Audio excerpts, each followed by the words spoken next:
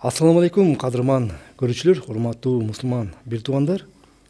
Сиздер менен бүгүн биз адал жашоо, адал жол туурасында кеп кылмакчыбыз. Бүгүн биздин студиябыздын коногу өзүңүздөргө белгилүү болгон биздин дин аалымыбыз, устазыбыз Акылбек ажы Тагаев келип отурат. Акылбек ажы Кыргызстан мусулмандарынын дин башкармалыгынын калкты диний маалыматтар менен камсыздоо бөлүмүнүн адиси.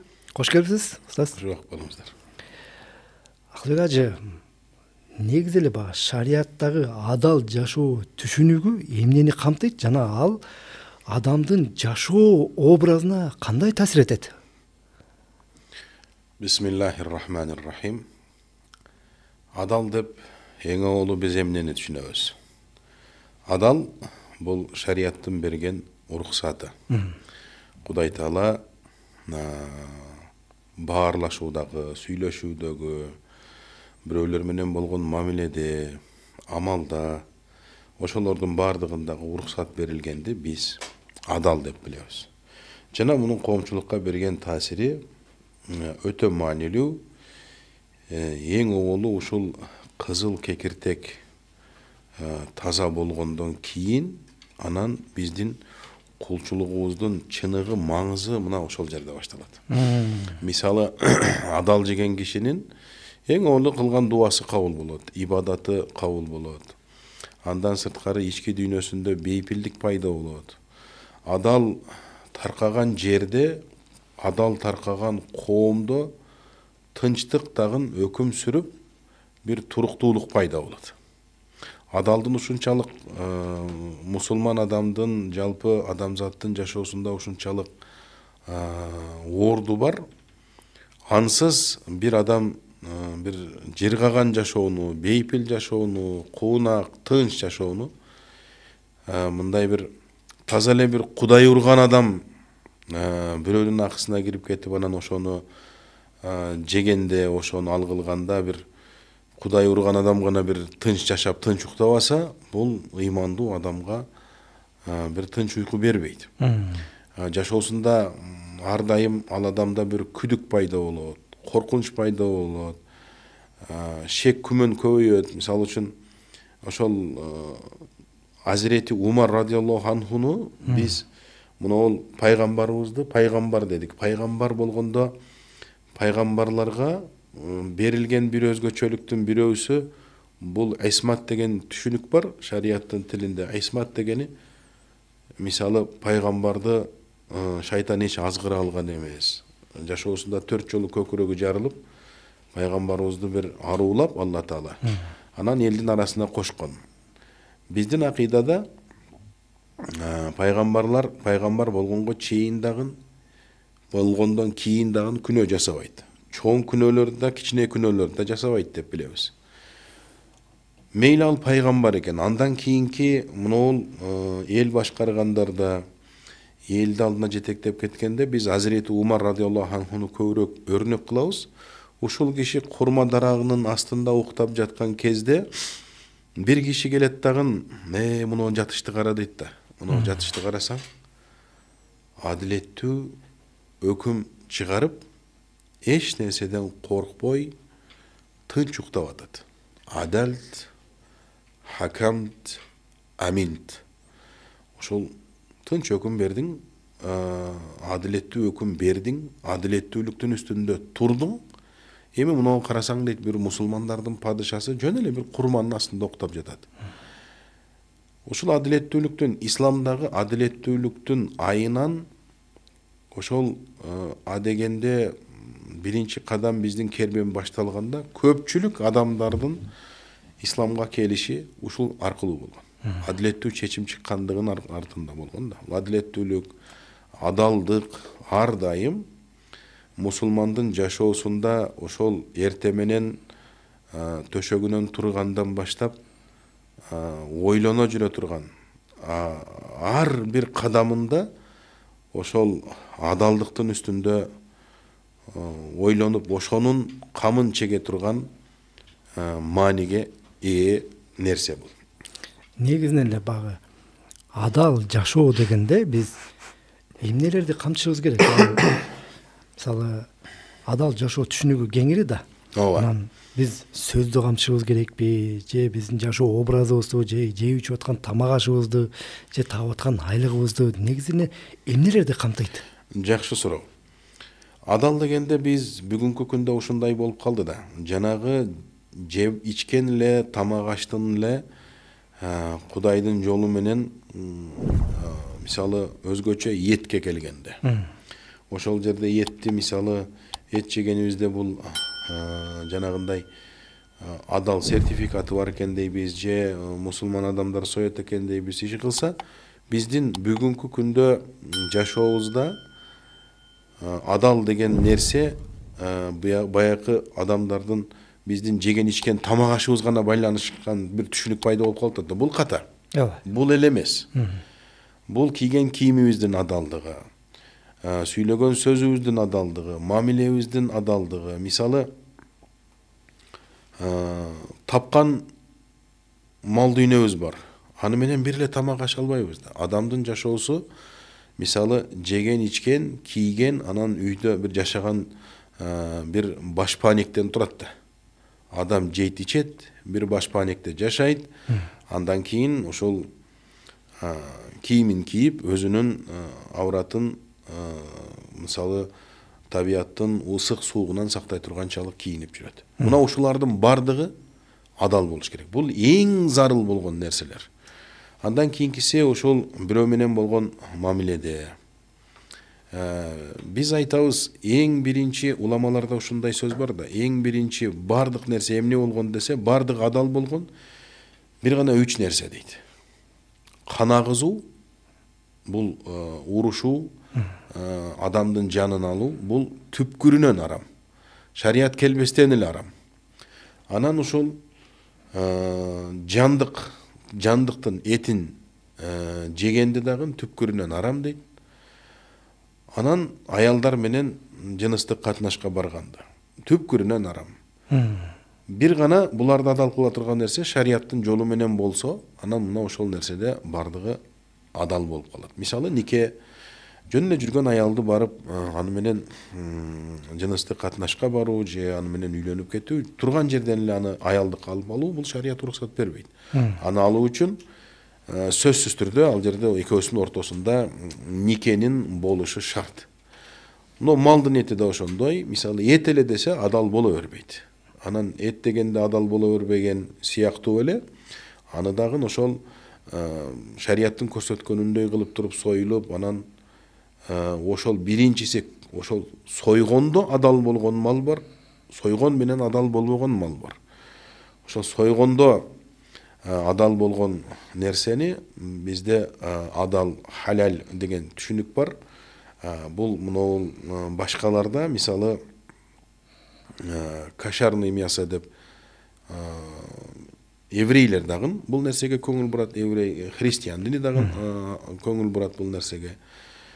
Бүгүнкү күндө ошол биз адал деп алсак, анан бизде бул бир гана биздин гана ислам дини гана көңүл бурган нерсе эмес бул. Башка диндер дагы ошол кошерный мясо дегени ошол жанагындай адал жолу менен желинген. Мисалы, ошол эле башка өлкөлөрдү алып карасаңыз, мына араб өлкөлөрүндө кошари деген тамак бар. Кушари дешет, кошари дешет.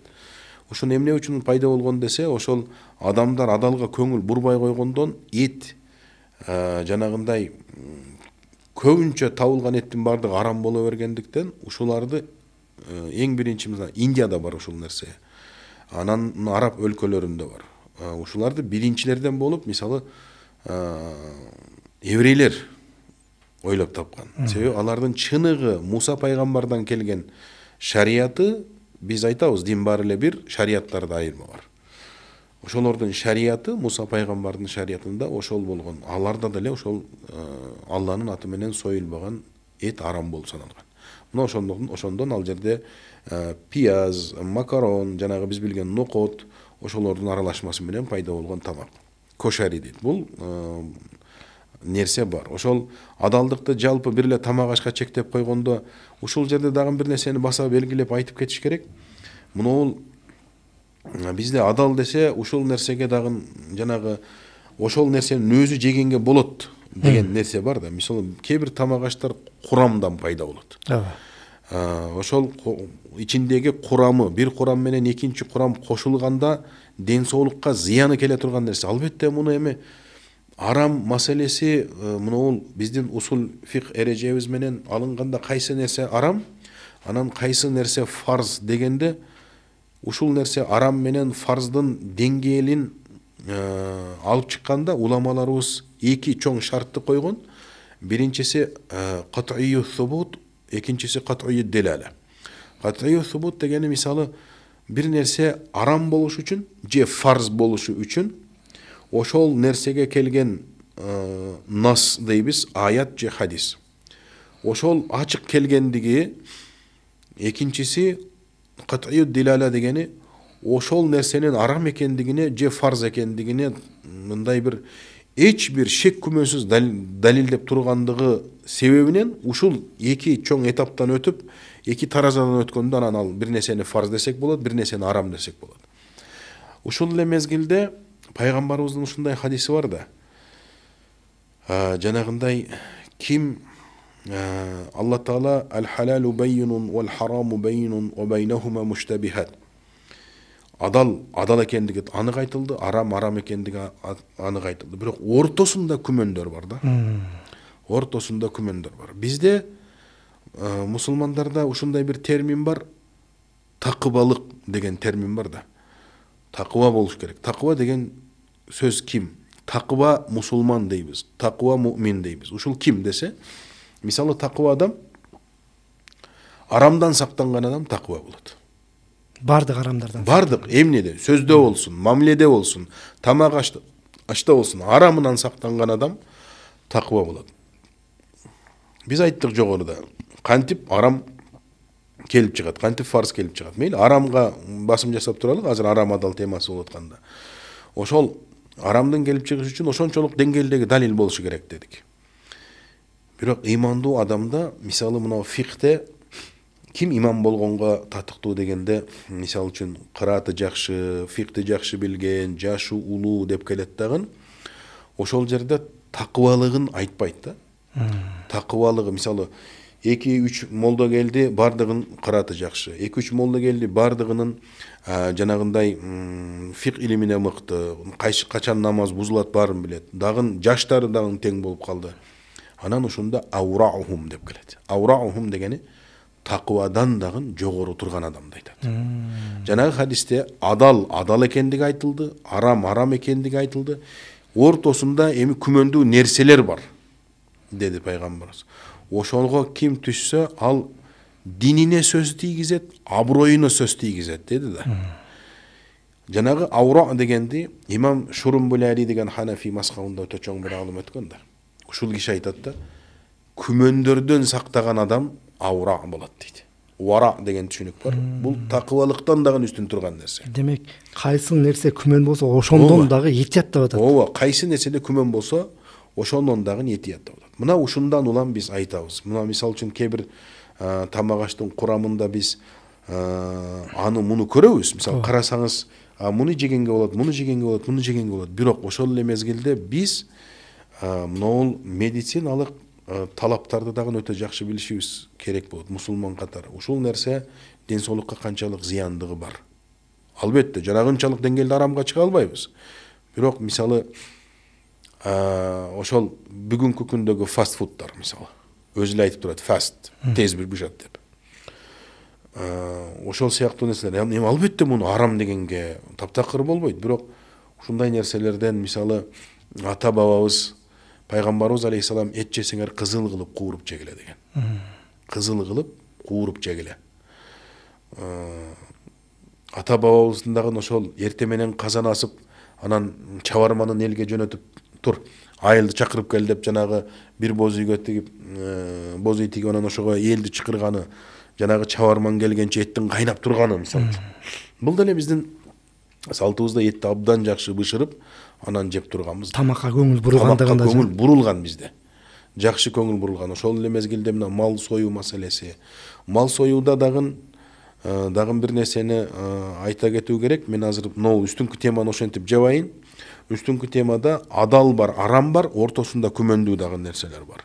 Ким динин сактайм десе, аброюн сактайм десе, мына ушул ортодогу күмөндүү нерселерден дагы сак болушу керек. Мисалы үчүн кээ бир нерселерди айтат, бул еврейлерге таандык болгондугу үчүн, кытайларга таандык болгондугу үчүн деп эле бир нерселерди айтабыз мисалы. Ошолордун да өзүн текшерип келсеңиз, Курамында арам деген нерсе чыкпай калышы толук ыктымал.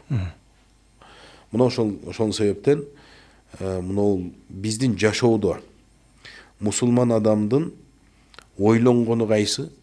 Эртең өлөм дегенди ойлонот да. Эртең өлөм, мен бир күнү өлөм, бир күнү мен жок болом, бир күнү акыл жок болот, бир күнү максатажы жок болот. Ар бир кой өз туягынан асылат деген сөз бар эмеспи кыргызда? Мусулманчасы, бул мусулманчасы да булчу. Ар бир адам өз кабырына коюлат деген. Эртең өлөм деген киши мына намаз окуганга келгенде дагы Куранда мисалы намазды ушинтип айтат да: "Фа иннаха лакабиратун", бул өзү оор иш. "Иллаллазина yazunнуна аннахум мулaqu раббихим", эртең Кудайга жолугам дегендер гана намаз окуйт. Дегенде ушул намаз өзү мусулмандын жашоосундагы орду, намаз 5 маал ар бир убакытта адам өзү Кудайга сыйынып тургандыгы, бул мусулманды иреттүү болгондугун айтып атат. Ошол иреттүү болгондугунун артында бир эле ибадатта эмес, калган маселелерде дагы адал арамда дагы иреттүү болушу керек. Ошол эле мезгилде өлүмгө дагы иреттүү болушу керек болуп атат. Эртең өлөм, мени алып барып кабырга коет. Анан мен кылган иштериме өзүм гана жооп берем. Хасан Басриден сурашканда ушинтип айтты да: "Ыймандын даамын качан таттыңыз?" дегенде ушинтип айткан да: "Менин рызкымды менден башкасы жей албаганын билгенимде, менин ибадатымды башкасы аткарып бере албагандыгын билгенимде, мен ыймандын даамын таттым." Мына ошондон улам биз өлүшүбүз анык, эртең барабыз, кабырга көмөбүз. Биз адал, арам деп кетип атабыз го. Бирок ортосундагы нерселер дагы эртең бизди туягыбыздан тозокко карап тартпайбы деген маселе адамдын ар учурда оюнда болушу керек болот. Мына ошол себептен бул нерселерге катуу көңүл буруш керек. Негизинен эле баягы адал дегенде эле баягы адал жашоо дегенде тыюу салынгандардан качуу ганабы же ыймандуу жашоо маданиятыбы? Адал жашоо бул абдан сонун суроо болду да. Адал жашоо чындап бул ыймандуу жашоонун маданияты адал жашоодо турат. Мисалы, ушундай бир эмени айтышат го, сөздөрдү айтышат. Мисалы, өзгөчө мына соттолуп жаткан учурларда же бирөө ошондой бир кылмыштын бети ачылып калган учурда мына театрлардан, кинолордон же болбосо мына жаңылыктардан көрүп калабыз. Ушунча нерсени кылып алып, анан балдарыңа жанагы баштыкчага азык оокатыңды салып алып барганда ойлободуңбу балдарыңа арам нерсе жедирип атам деп. Бул ыймандуу кишинин образ жашоодогу мындай жөн эле айтпаш керек, мындай жыргал жашоонун образы адалдыкта туруп атат. Адал нике менен аялын алган. Адал жол менен балдары пайда болуп атат. Пайгамбарыбыз айтты да: "Мен ошол ата бабамдан бери никеленип келген урпактан пайда болдум" дейт. Биз мына дүйшөмбү күнкү сабагыбызда ошол өткөндө да бирөө суроо берди эле.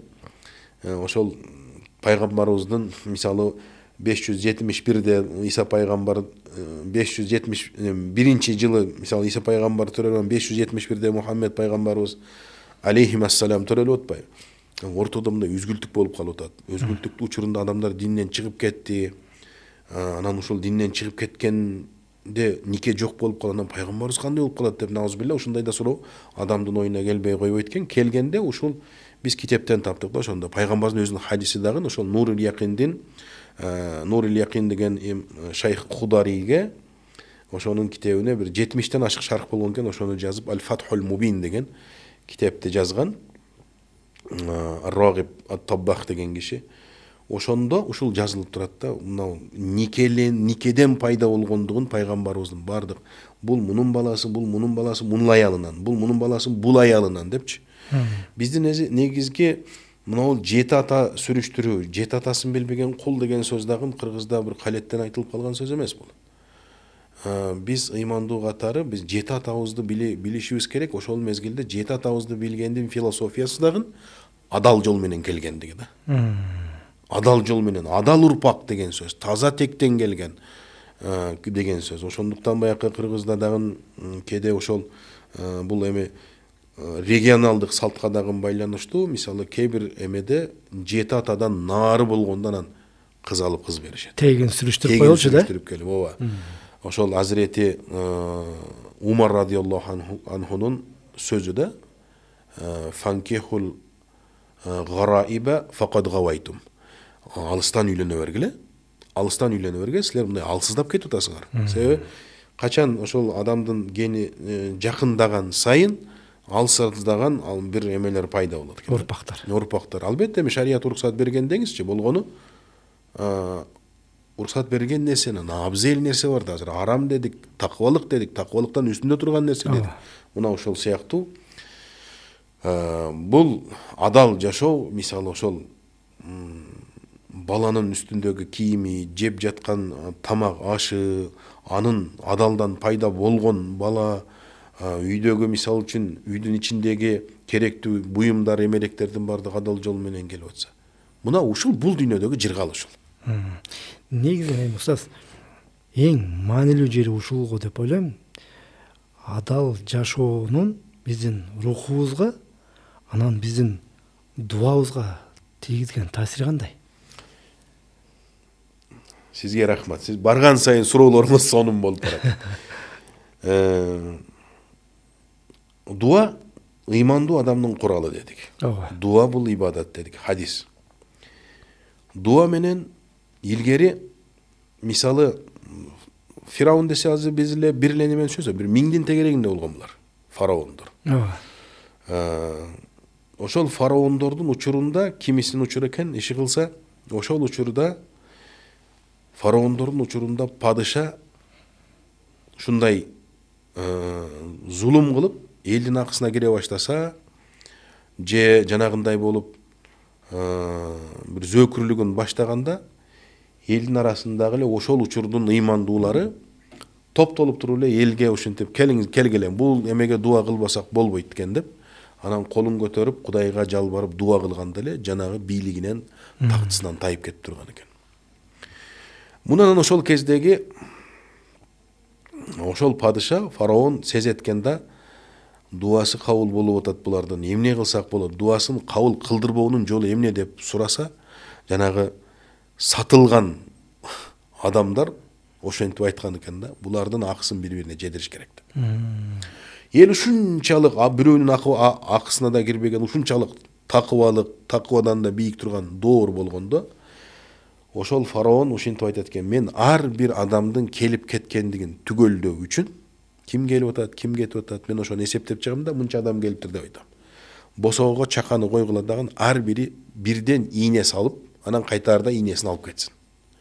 Чакага койгон, анан келип туруп ийнени таштайт, кирип кетет да, жумушун кечке иштеп туруп, анан кайтаарда ийнени алып кетет. Эми караңыз, ийненин канчалык айырмасы бар? Бирөөсү ичке, бирөөсү жоонураак, бирөөсү узун, бирөөсү кыска.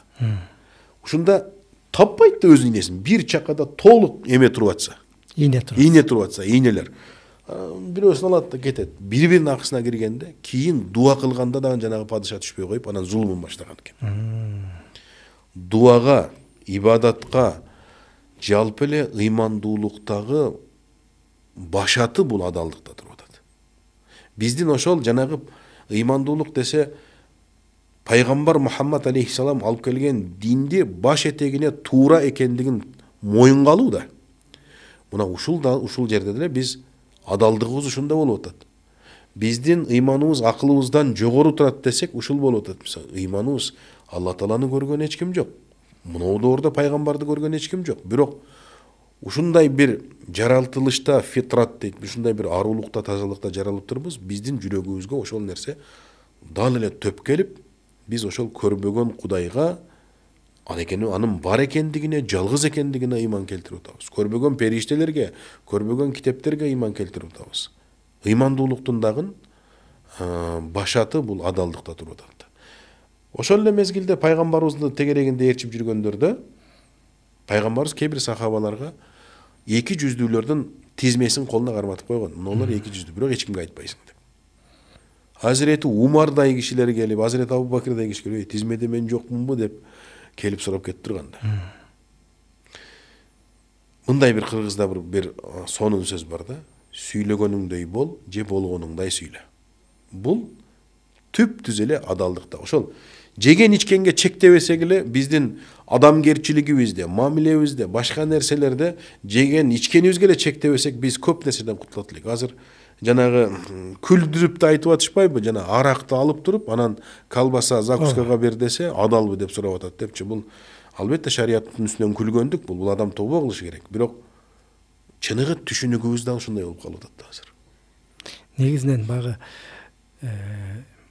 инсан болгондон кийин жеп ичиш керек болот. Анан биздин көп учурда кафе ресторандарга барып калабыз, чакырыктар болуп калып, үйдөн болуп калат. Ошол жеп аткан тамагыбыз дагы биздин өзүбүзгө, мүнөзүбүзгө канчалык таасир этет. Мүнөзүбүз ошол балким арам нерсе жеп алып, ошондон балким мүнөзүбүз өзгөрүп кетиши мүмкүнбү? Биз бир адам балалуу болсо, ошол адамды куттуктаганыбызда пайгамбардын көрсөткөн дуасы, мисалы Анбатахуллаху набатан хасана дейбиз. Кудай муну жакшы өстүрүп, жакшы эрезеге жеткирип, мыкты жигит кылсын, элине, жерине пайдасы тийсин деген батаны беребиз.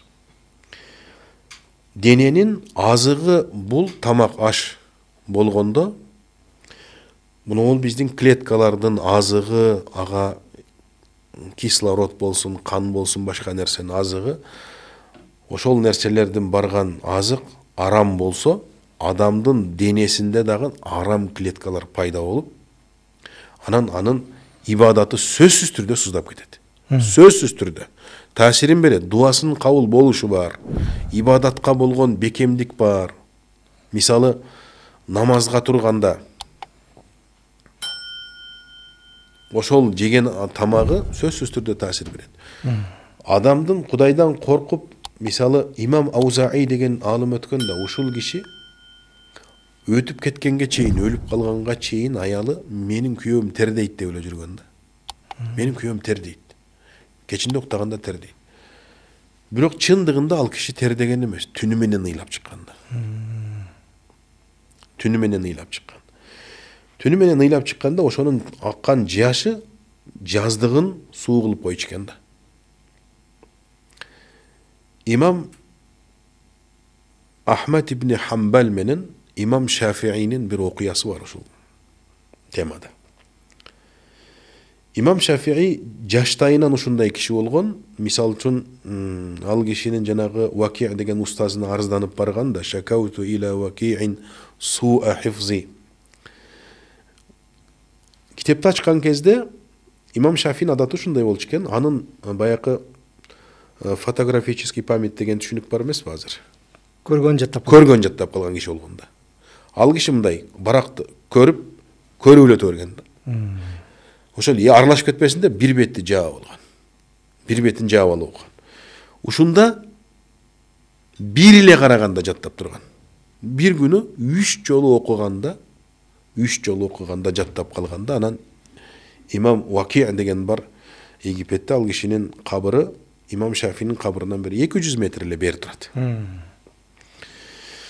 Ошол экөө жакын болгон, ошого арызданып барсам, фаусани битаркил мааси. Мен ошентип арызданып барсам, мага күнөөлөрдү ташта. Fa innal ilma nurun min ilahi wa nurullahi la yu'ta lil asi. Бул илим Кудайдын нуру, ал нур күнөөкөр пендеге берилбейт. Ушундай зирек киши болгондуктан Ахмад ибн Хамбал үйүндө отуруп бул кишини кызына мактайт аябай. Имам Малик экен. Имам Малик аксакал болгонда. Биринчи Абу Ханифа аксакал, анан Имам Малик, анан Имам Шафи'да. имам Малик ушинтип мактайт экен, кызына мактайт экен. Бул имам Шафии абдан зирек жигит. Суктанам ушу жигитке. Абдан мындай такыбалыгы, илими абдан эле башкача жигит дейт экен. Анан bir күнү үйүнө конокко келип калыптыр имам Шафии. Конок чай берген кечинде. Чай бергенде тамакты абдан жеген имам Шафии. Абдан тамак жеген. Кызы баягындай тамак ташып наркы болуп көрүп калат муну. Абдан тамак жегенде анан түнү менен уктаган эмес. Наргулап, бери кулап, түнү менен уктаган эмес да. Эртеси анан Багымдатта кайра эрте мененки чайга олтургандан алдын кызы имам Маликке айтып калат. Бул мактаган жигитиңиз абдан жейт экен го. Такыбалар жебейт экен дейт эле, көп жебейт дейт эле. Анан түнү менен уктабады го. Дегенде анан таксыр дейт экен, сизди ушу түнү менен уктабады дешти. Тамакты да кече көп жепсиз. Дегенде ушинтип айткан экен. Адал тамакта шипа бар. Өзгөчө имам Маликтин тамагында. Мен бул шипа болот деп жеп, шипа болсун, дарыны адам жакшы ичет да. Анан таң атканча ушуга чейин чечилбей келген 100 маселе бар эле. Таң атканча нары бери ойлонуп отуруп, сиздин тамагыңыздын берекесинен ошол маселелерди чечип алдым деген экен. Мына ошондой адамдын өскөнүнө дагы анбатахуллаху набатан хасана, жакшы өстүрсүн. Мына ол азык, дененин азыгы ошол адал менен азыктанса, анан бул жакшы өсүп чыгып, анан жакшы урпак пайда болот экен. Негизи багы арам жеп өзүңөрдүн этиңерди тоза коотон кылбагыла деген сөз бар го. Ошондой. Ооба. Анан арам жегендер ошол жанагы фаттакун нараллати уиддат линнас. Ошол адам зат үчүн даярдалган Кудай немеден тозоктон коркула деген ошол баягы анын оту ошо таштар менен адамдар болот деген. Өзгөчө ошол адам арам менен аралашып кеткендер болот. Негизинен багы шариятыбызда адал, арам, анан күмөндүү деп бөлүнөт эмеспи? Ооба. Негизи багы жанагы экөөнүн ортосундагы деген ушул да. Ооба, шектүү ушул дегенчи. Биз багы күмөндүү нерселерди кээде эми кыргызчылыкка салып, жеп коем эчтеке болбойт деп кээде көңүл бурбай да коюшубуз мүмкүн да. Ооба. Анан ушул күмөндүү маселеде адам өзүн кантип этиятташ керек? Күмөндүүлүк маселесинде мисалы бул нерседе адамдын эң оболу биринчи анын билими болушу керек. Болбосо бул адам кайра кыйналып калат. Себеби мусулман адамдын принциби бул принцип деген чегара. Чегара ар бир нерсенин чегин биле алгандай болушу керек. Жана ошол чекти билдирген нерсе бул билим. Мына ошол себептен илимди ар бир мусулман аялга дагы, эркекке дагы фарз кылган. Эми китептерде айтылганы мына ушул да. Бүгүнкү современдүү жашоодо эмне кылат эми? Баары эле окуй албайт. Баары эле чет өлкөгө бара албайт, баары эле медресеге барып окуй албайт. Эмне кылышы керек ушулар дегенде, бүгүн ушул нерсени айтат элем. Ар бир үй бүлө бирден өзү үй бүлөсүндө жок дегенде бирден алым болуш керек эле. Бирок болбодубу? Сөзсүз түрдө ошол адамдын жанагы дос жарларынын арасында бирден илимli болуш керек да. Сөзсүз бир илимдүүгө байланышы керек. Кеңешип туруу керек. Анан илимдүү дегенде биз ошол жанагы арабча окуй алган, анын ошол арабчаны Кудайдын максаты эмне болгон, пайгамбардын максаты эмне болгон, ага кызмат кылган илимдерден анан улам келип чыгып атат да, усул фикх бар, башка бар. Мунчалык бардык окуй албагандан кийин жеңил жолу кайсы? Бир алымга байланышы керек да. Ошол эле мисалы үчүн азыр Кыргызда аты таанылган аалымдардын сабактарына барышы керек. Болуп аткан сабактардан үзүлбөй барыш керек. Антпесечи, антпесе.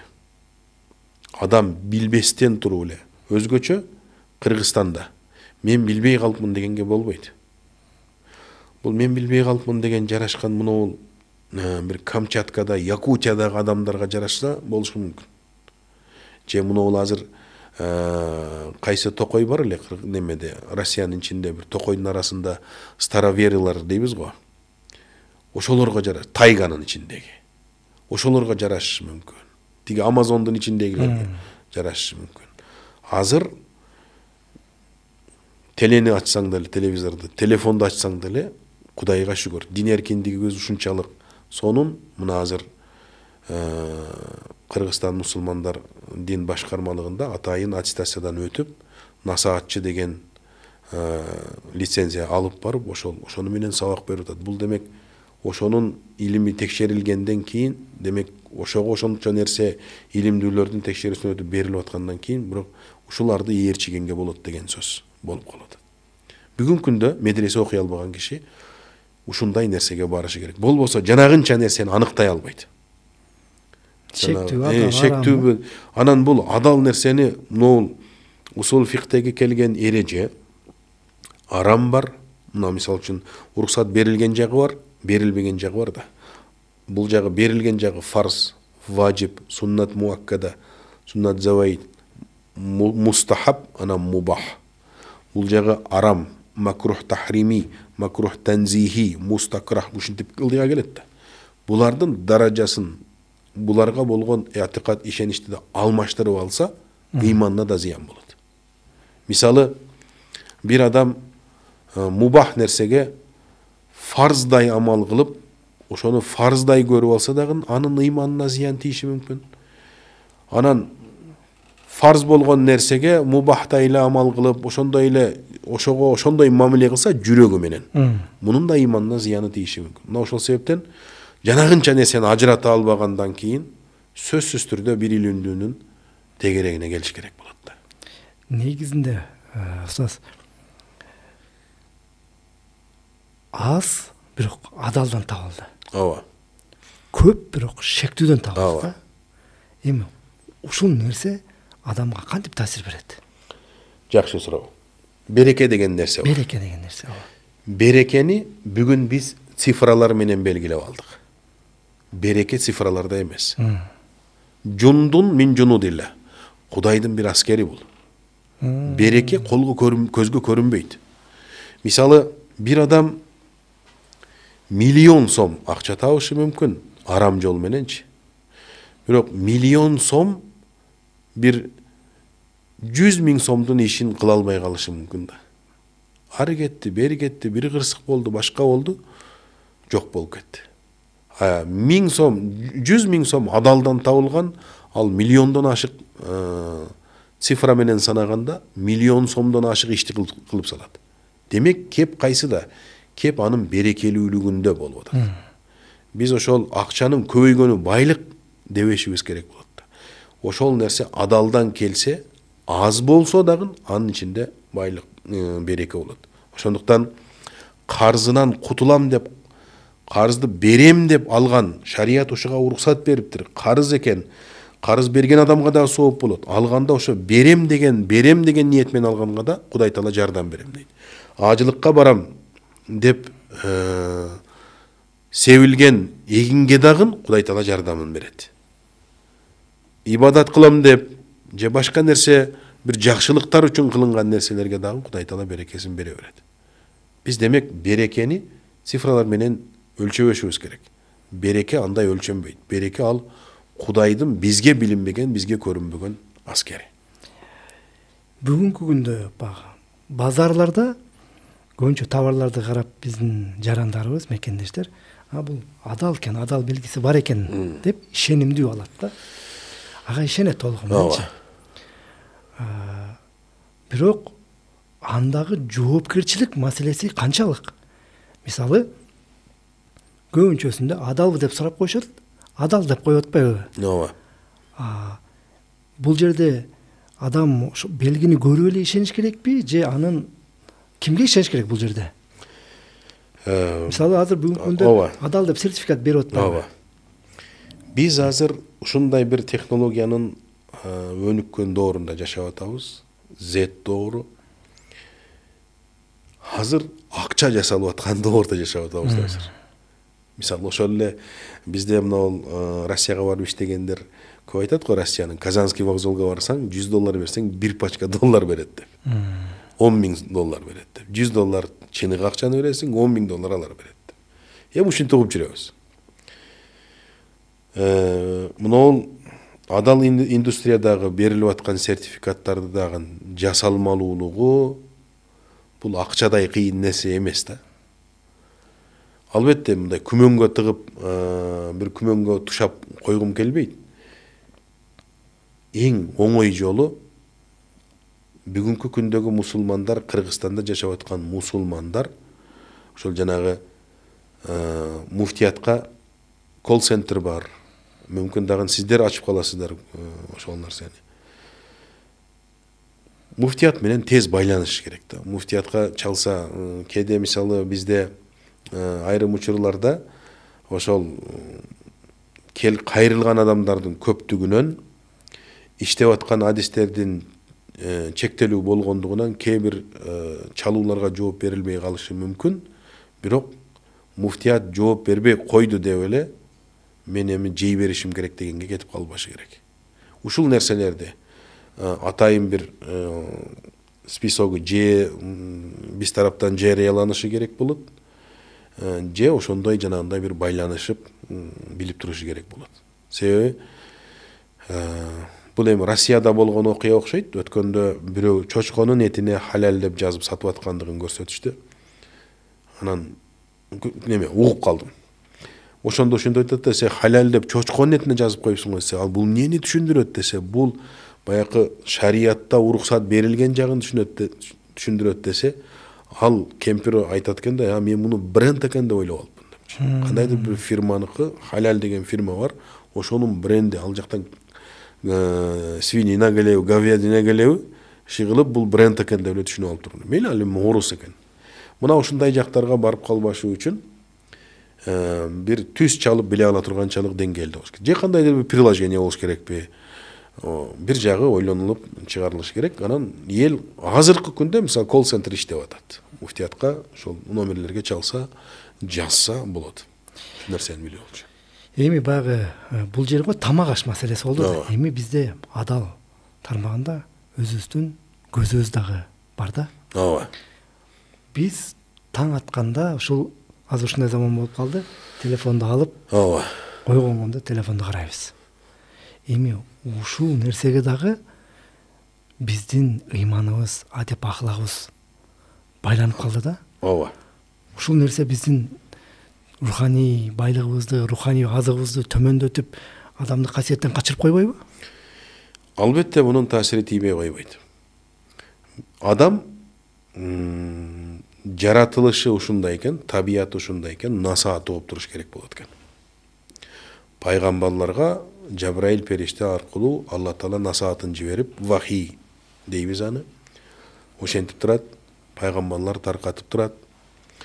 Бүгүнкү күндө насааттын жанагы кыз турмушка чыкканга чейинки үй бүлө институтуна даярдыгын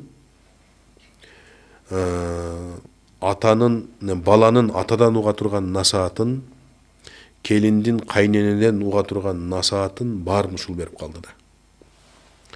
Ошол эле мезгилде ичиндеги жана толгон токой нерселер.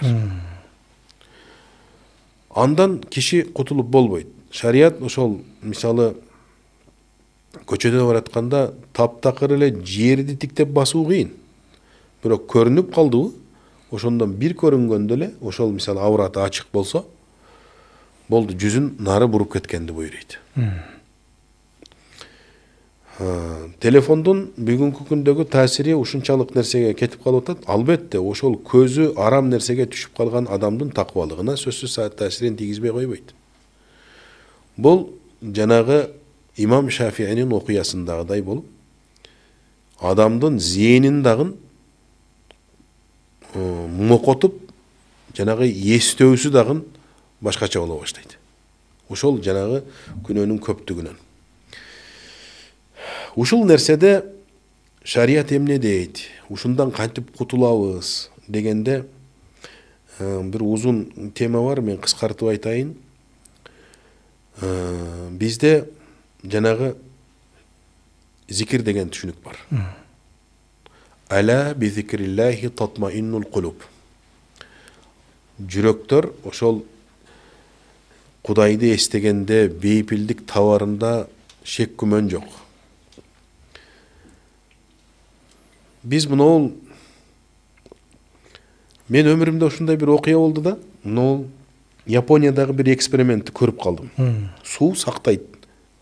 Тегерек четинде болгон нерсени запись кылып калат деген бир эксперимент ошол жакта окумуштуулар жанагы күрүч, шалы дейбиз биз. Ошону 3 стаканга салып, 3 бөлмөгө коюп, бирөөсүнө кирип абдан мактап, бирөөсүнө кирип абдан тилдеп, үчүнчүсүнө барбай эле койгон. Ошол эме өткөндөн кийин, бир белгилүү убакыт өткөндөн кийин мактаган күрүч аябай өсүп чыккан. Барып тилдеген күрүч чирип кеткен. Тийишпей тим койгон, өз нугунда өсүп чыккан. Ушундан суунун мына сактап калаары, бир нерсени сактап калаарын япониялык окумуштуулар аныктап чыкты.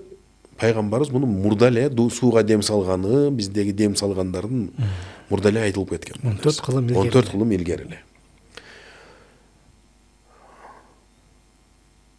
Аллахумма ла тадж'ал фи кулубина гиллан лиллазина аману. Пайгамбар ушул дуаны үйрөткөн. Мисалы, ыймандууларга, ыймандуу адамды биздин жүрөгүбүзгө жаман көргөзүп салба. Ошондой нерсе бербейбиз. Жаман көрө албастык бербе деген дуа бар. Эми ушул нерседен кутулуунун жолу бары бир шариатта бар да. Эми ушул жанагы кыргызда мындай бир сөз бар эмеспи? Кан кубат деген. Ооба. Аятаңнын мына атасы ууру болчу, кескин болчу, мындай болчу. Каны кое бербептир да. Каны кое бербептир дейт. Шыр эле. Аксакалдар айтат. Биздин жанагы атабызды, чоң атабызды көрүп калгандар бир нерсеге ката кетирип калсаң, жаңылып калсаң шыр эле айтат. Аятаң муну каны кое бербептир деп.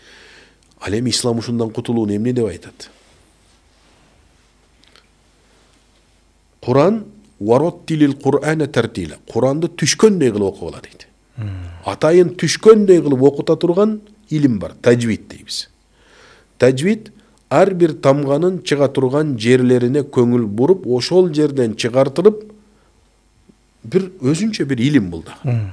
Кыраат илимдеринин ичиндеги чу дегенде эле, бисмилла дегенде эле ушул кыраат илиминде Куран жаттайм десең, окуйм десең, таджвидиңди туралашың керек. Не бар ушунда десе, Куран ошол түшкөнүндөй окулса, адамдын канына массаж жүрөт экен. Адамдын каны куйт дегенде, адам жүрөгүндө ойлонуп, жаман көрүп калса, бирөөнө гыйбат кылып калса, бирөөгө ушул жаман ушак айтып калса, ушул нерселер адам денесинде калат экен дагы, урпакка уланат экен ушул нерсе. Каны кое бербеген ушундан? Каны кое бербеген ушундан. А жанагындай кылып биз Вароттилил Кур'ана тартила дегенде, ар бир аят өзүнүн ордунан чыкканда, ар бир тамга өзүнүн ордунан чыкканда, бул эмеге фильтр болот экен, канга. Ошондо биз астагфирулла дейбиз, ыстыкбар дейбиз, истигфар айтабыз. Астагфируллах деп айтылганда кан тазаланып, таза урпак пайда болот экен. Адал урпак пайда болот экен. Жанагы кир суу ташка урунуп таза ташка урунуп барбышып баргандай. Мисалы, сууну деле баш жагынан ичсең ичин көбөп кетет, ылдый жагынан этегине келип жайбаракат болуп калганда ичсең абдан жыргайсың. Чайы да жакшы болот. Ушул сыяктуу бул кан дагы ошондой бир зикир менен жүргөндө киши кан жанагы арам аралашып кеткен кан адалга айланат экен. Мен ушул нерсени наркы беркинин башын бириктирип отуруп, бир учурда аябай ошондой бир кан куйт экен дегенде мен абдан эле чочуган элем. Анан устазыма барып ушул нерсени айтсам, сен көкүрөгүңдү Кудайга тапшыр. Бул нерсеге Кудай бир жагынан ачат. Этегинде наркы берки билген маалыматтарды бириктирип келгенде ушул нерсе келди, ушул натыйжага келди. Ошондон чындап эле радиту биллахи раббан ва бил ислами динан Wa bi Muhammadin sallallahu aleyhi ve selleme nebiyen. Allah'ını Rabbim dep, din İslam'da dinim dep, Peygamber Muhammed aleyhisselam'da Peygamberim dep razı oldum degenge keletkensiңдер. Эми биздин эфирдин убактысы дагы соңуна келип атат да. Мен соңку суроолордун бирин берейин. Бүгүнкү күндө жашообузда ысырап көп. Убактыбызда болсун, кээде той аш тойлордо болсун, ысырапты көбүрөөк кылып коюп атабыз да. Өмүрүбүз өтүп аткандыгын биз жакшы андап түшүнө албай жаткандайбыз да. Эми тамак аштагы, өмүрдөгү, убактагы баардык ысырап менен адал жашоонун айырмасын кантип бир ачык айкын элге жалпак тил менен түшүндүрүп койсок болот? Kur'an'da Kuday Taala jegile de içkile bırak ısraf kılbağla dedi. Kulu ve şrabu ve la tusrifu. Fe innallaha la yuhibbul musrifin. Kuday ısraf kılgandardı süybeyt dedi. Albatta tavılgan düğünü jayılgan dastarkon adaldan boluşu kerek ekendiginde kalet yok. Al talaşsız nerse. Biri oşol mezgilde Мұнауыл ибадат қылам деп тағын күнөө кылып алышың мүмкүнбү десе мүмкүн да. Күндүн чыгып аткан учурунда, төбөгө келгенде, батып аткан учурда, же асырдан кийин нафил намаздарды окусаң макруh болот. Кайра күнөөкөр болуп каласың да ибадат. Курбан айт күнү ушу чеги жок жеп өлүп калсаң сооп боло турган күнү орозо кармабасаң күнөө болот болчу. Адал экен деп эле Adaldı da jayıp, misalı 4 kişi çakırgansın, konoğun 4 ele kişi, birok janağı jerde 40 student toya turgan tamakты jayıp olsan, bul ısıraptı anık ele. Anık ele ısırap. Şol sebepten biz jaşoobuzdağı munu kebir ulutlar başka Kırgızdan başka ulutlardın oşondoy toy aşına varıp kalsan abdan önemli de. Jupunu. Jönököylük. Biz de bugün uşul nersege türtkön emne. El emne deyt de öyle get otabız hazır. El emne deyt. Koy kok uyat. El emne deyt. Özü Peygamberimiz aleyhisselamga biri gelip ben üylöndüm dediler. Üylöndün mü? Bir koy soyup toy kılıp koy. Avlim bişatin bir koy soydagın toy kılıp koy dedi. Peygamberin tögörügünde kança kişi olgan da öyleyse oşanda.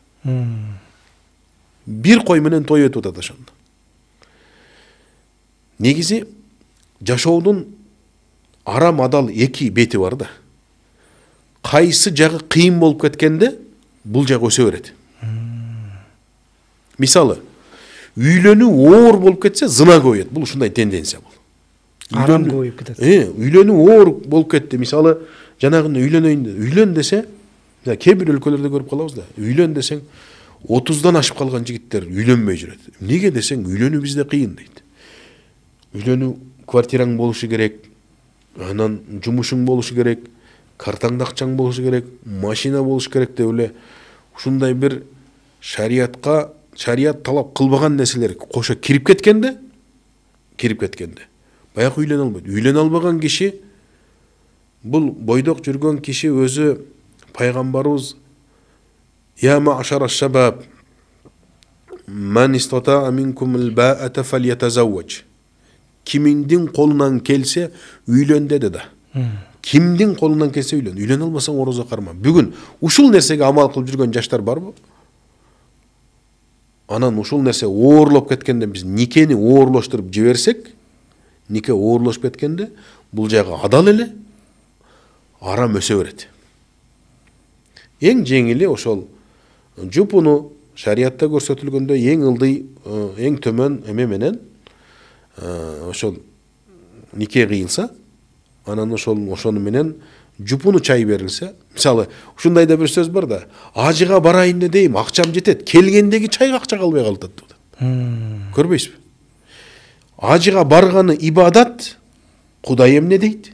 Ажыдан келгендиги эл эмне дейт болуп калып атат. Материалдык нерсеге байланып калгандай. Биз материалдык нерсеге, көзгө көрүнгөн нерсеге байланып калдык дагы, biz uşuğa okşoğun bizdin bayakı aşıkça ürp adаттарыбыз, ürp adattın da çegi oluşu gerek ele. ашыкча ибадаттарыбыз бизди өстүрбөй тушап атат. Жанагы киши ажыгы барганга акчасы жетет, келгенде акча немесин бере албайт. Жанагы сертификатты берип койсо дагы бүгүн берип атат да, мисалы бир майрам болуп калды, туулган күнү болуп калды же башка болуп атат, анан сертификат берип атат, сертификатты алып алган адам ойлонуп атат. Барып келгенге эмеси бар. Анын билети төлөнгөн, ал жердеги гостиницасы төлөнгөн, бирок барып келгенден кийин той кылып бериш керек. Той кылып бериш керек. Мисалы бүгүн азыр көптөгөн компаниялар $1000 нарак берагында болуп атат. Келип бер чай берген чай $2000 ашып кетип атпайбы? Биз жанагы өсүштүн жолундагы биз өзүнүн бир жолу нугу болушу керек болуп атат да. Эл эмне дейт дегенде биз ошол кызыктай эле бир түшүнүк да ушулчу.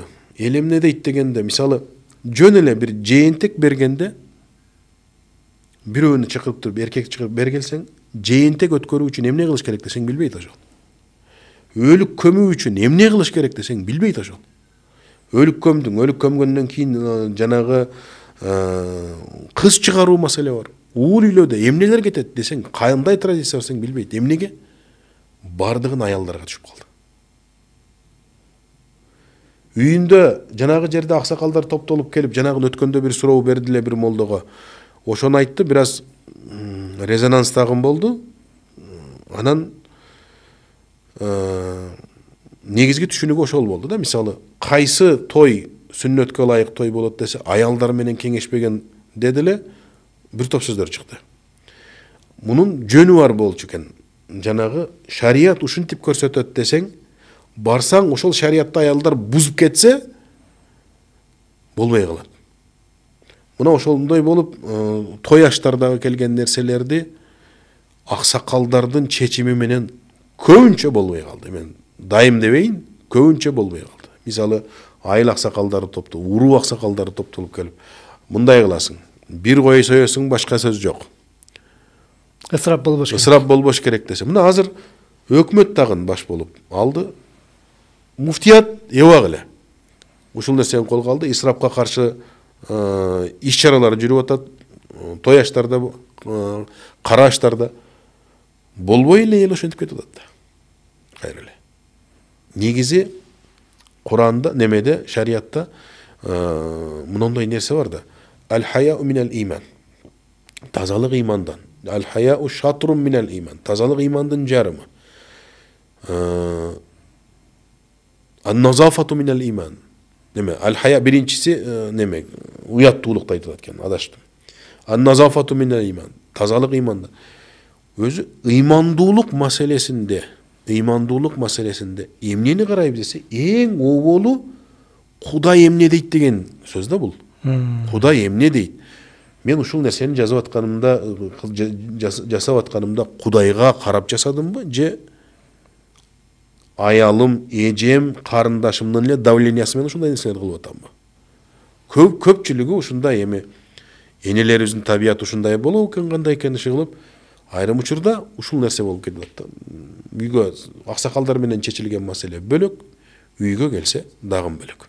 Эми мен соңку бир суроону берейин. Устаз, адал жашоо менен Кудай Тааланын ортосундагы байланыш. Адам адал жол менен иш кылат, жашайт, башка кылат. Эми анын Кудай менен болгон мамилеси кандай болот? Хадиси кудси болса керек, адашпасам. Инналлаха таййибун ла якбалу илля таййибан. Кудай аруу зат. Ал бир гана аруу нерселерди, таза нерселерди кабыл кылат. Кудай менен болгон ушул адал арамды ажырата билүүнүн өзү Кудай менен болгон мамиле. Бизде 30 пара Куран түшүрүлгөн. 23 жыл менет өттү. Пайгамбарыбыз канча кыйналды. 13 жыл баягы эң күчтүү бизче айтканда Меккенин олигархтары менен салгылашты да. Бийлик да ошолордо, күч да ошолордо, байлык да ошолордо. Ошолор менен салгылашты. 100 миңден ашуун сахабалар ушул динди таркатам деп, ушул Курандагы келген нерсени таркатам деп өлүп кетти. Көпчүлүгү мына ал араб жарым аралынын сыртында калды. Миңдеген айтылган хадистер, ушулардын баары биригип келгенде эки сөздүн ичине кирип кетет экен. Ад-дину муамалатун. Дин бул мамиле. Мамиле үч түрдүү болот. Кудайга болгон мамиле, жалпы дин. Эл менен болгон мамиле, өзү менен болгон мамиле. Үчөөсүнүн тең башаты ыйман, экинчи босогосу адалды. Ибадатыңды да, мисалы, эмеге барып келесиң, ажылыкка барасың. Ажылыкка барып келгендеги сөзсүз түрдө адал жол менен табылышы керек ал нерсе. Адал болгондон анан ибадат кылат. Иши кылып барып эле ошол жердеги жанагы кара ташты айланып келсем болду эмес, кайсы жол менен барса. Мисалы, ажылыкка баруу маселесинде да пара бергенге кызыксаң, жок, бул кабыл болбойт. Арам жол менен акча төлөсөң, кабыл болбойт. Ажы башчылыкка өткөндө дагы ошондой. Арам жол менен кабыл болбойт бул. Ибадат эмнени түшүндүрөт десе, пайгамбарыбыз ан та'будаллаха кааннака тараху фа ин лам такун тараху фа иннаху ярак. Сен Кудайды көрүп тургандай ибадат жаса. Сен азыр Кудайды көрбөсөң дагы Кудай сени көрүп турат. Биздин лозунгубуз ушул. Муну ыкластуулук, ыклас маселеси ушундай. Демек, бардык нерседе биринчи ыймандуу болгондон кийин экинчи бизге талап кылган нерсе, муну хадис китептеринде башында келгенде көптөгөн хадис китептер иннамал а'малу бинният. Ниет менен башталат. Ниет сооптордун амалы, кебир алымдар өкүмү деп келген. Амалдуулугу андан сооптуусу, баягы кылынган амалдардын сооптуулугу сөзсүз түрдө ниетке. Ниет деген сөз ыхлас, бул жүрөктүн адалдыгы. Демек, жыйынтыктап айтканда, адал деген сөз бул бир эле тамак ашка чектелбейт. Адамдын жашоо образы. Жашоонун, ыймандуу адамдын жашоо образы. Жыргалчылыктын мааниси адалдуулукта. Бейпилдиктин мааниси адалдуулукта. Бейишибиз дагы ушул жолдо. Сөзсүз түрдө.